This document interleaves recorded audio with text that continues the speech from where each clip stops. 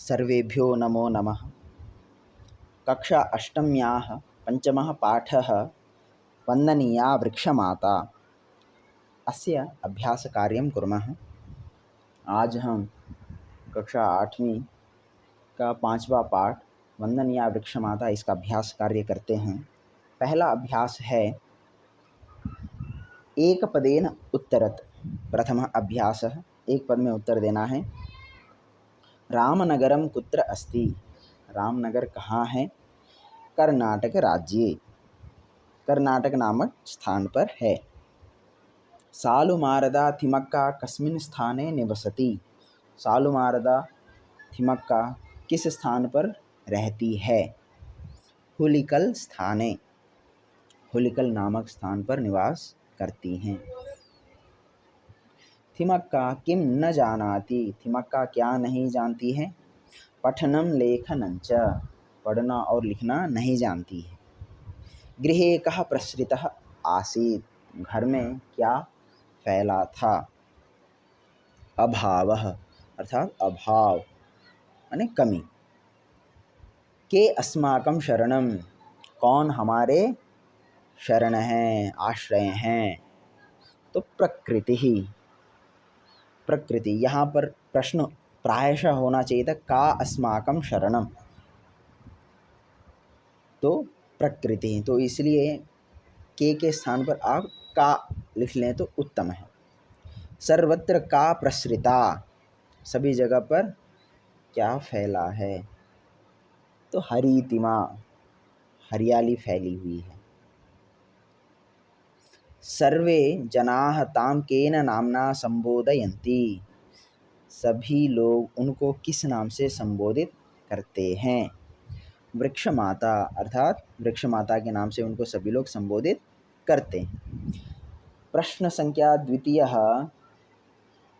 पूर्णवाक्येन उत्तरत। पूर्ण वाक्य में उत्तर देना है। थिमक्कायाः पतिः कथं तस्याः पालन पोषणं करोति स्म? थिमक्का के पति किस प्रकार उनका पालन पोषण किया करते थे? थिमक्कायाः पतिः श्रमिकरूपेण कार्यं कृत्वा तस्याः पालन पोषणं करोति स्म। अर्थात थिमक्का की जी के जो पतिदेव थे वो श्रमिक अर्थात मजदूर के रूप में काम करते हुए उनका पालन पोषण किया करते थे। कालस्य कठोरः प्रहारः थिमक्कायाः जीवने कथं भवति? काल का कठोर प्रहार थिमक्का जी के जीवन में किस प्रकार होता है? कालस्य कठोरः प्रहारः थिमक्कायाः जीवने अभवत् विवाहस्य 20 वर्षाणां पश्चादपि संततिं न लब्धवती। अर्थात काल का कठोर प्रहार उनके जीवन में इस प्रकार पड़ा कि विवाह के 20 वर्ष के बाद भी उनके यहाँ कोई संतति नहीं हुई, उनको संतान की प्राप्ति नहीं हुई। तस्याः पतिः धैर्येण तां किम अवदत्? उनके पति धैर्यपूर्वक उनको क्या कहा? तस्याः पतिः धैर्येण तां संतोषयन् अवदत् यत् प्रकृतिः एव अस्माकं शरणं, वृक्षाः एव अस्माकं पुत्राः। अर्थात उनके पति ने धैर्यपूर्वक उनको खुश करते हुए बोला, यह प्रकृति ही हमारा सहारा है और पेड़ ही हमारे पुत्र हैं। थिमक्का प्रतिदिनं किं करोति? थिमक्का प्रतिदिन क्या करती हैं? थिमक्का पत्या सह प्रतिदिनं वृक्षारोपणं करोति। अर्थात थिमक्का जी पति के साथ हर दिन वृक्षारोपण करती हैं। राष्ट्रपति कदा गौरवम अनुभूतवान? राष्ट्रपति महोदय कब अपने आप को गौरवान्वित महसूस किए? राष्ट्रपति थिमक्कायै पुरस्कारं यच्छन् अतीव गौरवम अनुभूतवान। राष्ट्रपति महोदय जब उनको पुरस्कार दे रहे थे उस समय अपने आप को वे बहुत गौरवान्वित महसूस किए। क्यों? क्योंकि एक साधारण महिला, ग्रामीण महिला जो 107 वर्ष के होते हुए भी जो आज भी वृक्ष रोपण कर रही हैं, उनका पुत्रों के समान पालन पोषण अर्थात देखभाल कर रही है, प्रकृति का संरक्षण कर रही है, तो इन कामों को देखकर कि वे बहुत अपने आप को गौरवान्वित महसूस किए। स्थूल पदानि आधृत्य प्रश्न निर्माणं कुरुत। तीसरा प्रश्न, स्थूल पदों को लेकर हमें प्रश्नों का निर्माण करना है। तस्याह नास्ति काचित संततिः, उनकी कोई भी संतान नहीं थी। तस्याह नास्ति काचित का अथवा किम। किम इसलिए ये साधारण प्रश्नवाचक है, और संतति ही जो शब्द है वो स्त्रीलिंगवाची होने के कारण यहाँ पर का प्रयोग किया है। तो उनकी नहीं है कोई भी, कुछ भी नहीं है उनका। वृक्षाः एव अस्माकं पुत्राः, पेड़ ही हमारे पुत्र हैं। के एव अस्माकं पुत्राः, कौन हमारे पुत्र। वटवृक्षाः समृद्धाः जाताः, वटवृक्ष अर्थात बरगद के जो पेड़ हैं, समृद्धा माने बहुत बढ़ गए हैं, बहुत बलशाली हो चुके हैं, बहुत बड़े बड़े हो चुके हैं। वटवृक्षाः कीदृशाः जाताः, वटवृक्ष कैसे हो गए, किस प्रकार के हो गए। जनाः एतद् दृष्ट्वा तयोः साहाय्यं कुर्वन्ति स्म, लोग वृक्षारोपण के काम को देखकर, एतद् दृष्ट्वा का मतलब यहाँ पर एतद् इस काम, किस काम, वृक्षारोपण का जो काम है उसको देखकर, तयोः साहाय्यं कुर्वन्ति स्म, तयोः माने थिमक्का और उनके पति, इन दोनों की सहायता करते थे। तो इसका प्रश्न निर्माण, जनाः एतद् दृष्ट्वा तयोः किं कुर्वन्ति स्म, लोग उनको देखकर क्या करते थे। विशेषण विशेष्य मेलनम कुरुत, अर्थात विशेषण और विशेष्य को मिलाना है। आप सभी जानते हैं विशेषण किसी की विशेषता अथवा गुण, और विशेष्य गुण के माध्यम से, विशेषता के माध्यम से हम जिनको कहते हैं, जिनके लिए विशेषण शब्दों का प्रयोग करते हैं, वो होता है विशेष्य। विशेषण पदानि, कठोरः कठोर, रोपितानां लगाए हुए, समृद्धाः समृद्ध, हर्षिताः खुश, वर्धमानान बढ़ते हुए, ग्रसितस्य ग्रसित का।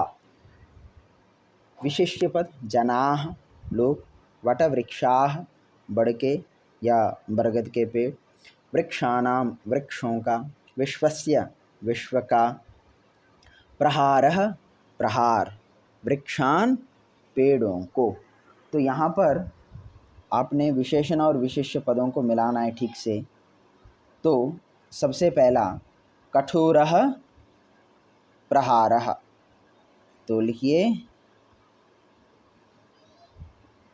कठोरः प्रहारः, और यहाँ पर एक। दूसरा रोपितानां वृक्षाणां, तो ये हो गया दो।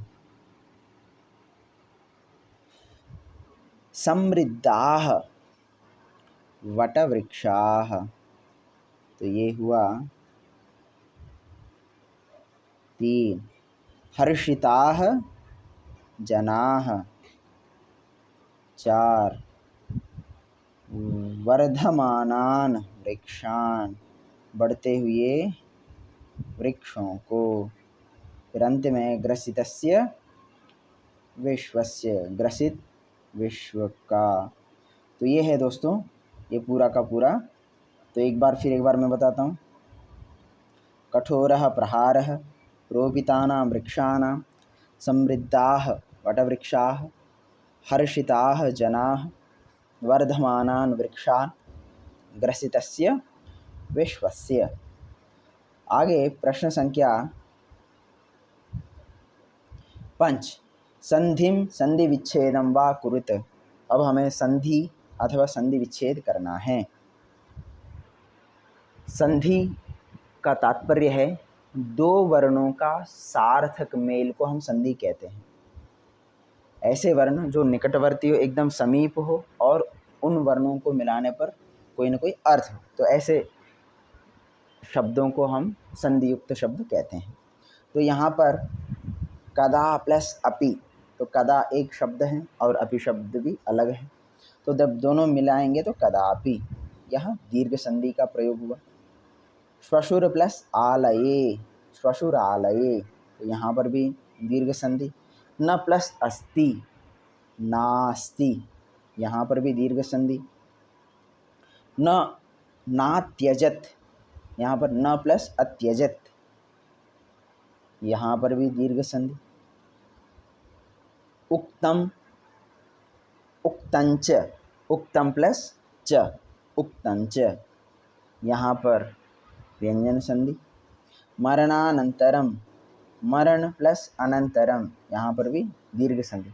तो बच्चों दीर्घ संधि जहाँ पर दो समान वर्ण आ ई उ री, इन चारों वर्णों में से कोई भी समान सेम स्वर सामने आए तो दोनों मिलकर दीर्घ स्वर का निर्माण होता है।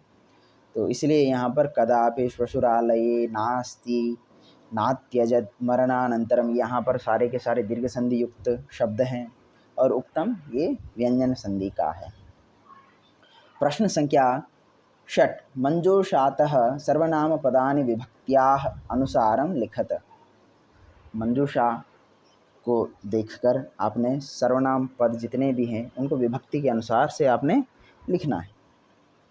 मंजूषा तस्यै, तस्याः, ताम, सा, तया, तस्याम, तस्याः, तो ये 7 शब्द हैं।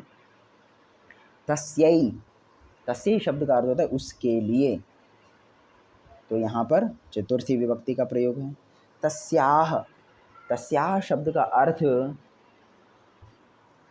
एक तो से अलगाव अर्थ में प्रयोग होता है और एक है का के की संबंध अर्थ में भी तस्याः शब्द का प्रयोग होता है। तो यहाँ पर पंचमी और षष्ठी 2 हैं, तो आप पंचमी में भी तस्याः और षष्ठी में भी तस्याः का प्रयोग होता है।